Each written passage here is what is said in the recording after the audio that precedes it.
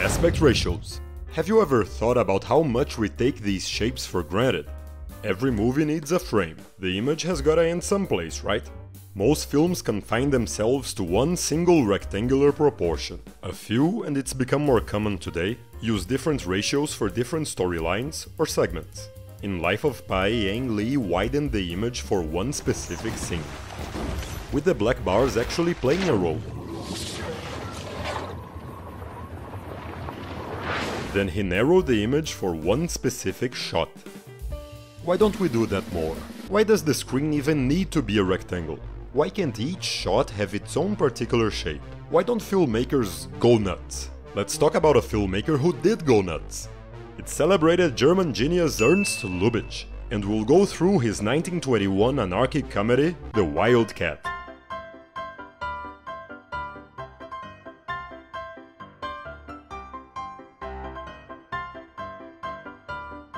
What's the film's aspect ratio?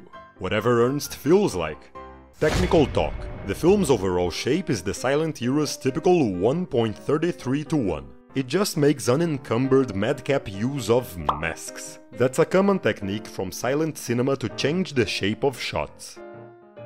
Usually to guide attention with a circle. You could simulate keyholes, binoculars, or whatever you feel like. What the Wild Cat does is use and abuse masks of all conceivable and inconceivable shapes up to a point where it feels like the film has no earthly aspect ratio. You just have no idea what the edges of the next shot will look like. Full frame? A circle? Oval? Letterboxed? Pillar boxed? Binoculars? Squiggly? Teeth? Lips? Weirder lips? This? That? But this is more than simple chaotic visual fun. Basically, Lubitsch cut his image down to show no more than what we require. If it's a close-up, why would a face need anything more than a circle, or portrait mode?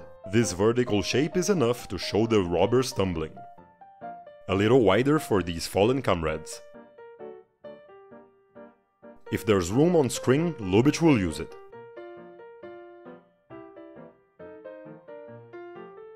Masking the image can emphasize a hat, or a haircut. If we wanna see a stream, you can frame nothing but the stream. It's a stream of tears, by the way. Did I mention this film is balls to the wall crazy? No? Well, this film is balls to the wall crazy! And appropriately, the Wild Cat sets are outlandish. The masks often imitate the forms found inside these rooms. Mind how the mask cuts the set to make this woman lament on the crescent moon. And I don't even need to mention how, as you'd expect from Lubitsch, the framing is chef's kiss.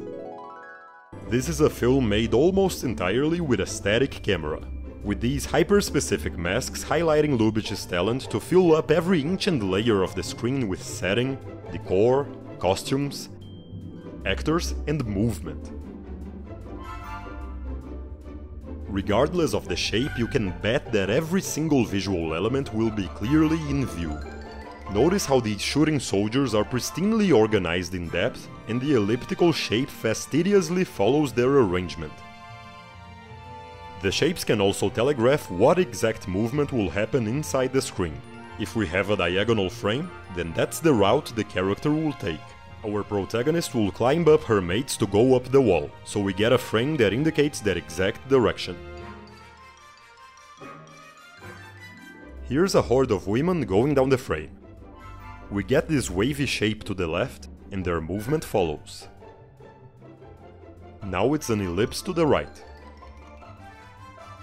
The third shape is a circle, so this time they come from every direction and concentrate in the center. The Wild Cat is the perfect example of form, literally form, and function functioning together. Turns out movies have far more freedom than we think. You just have to think outside the box. Thank you for watching.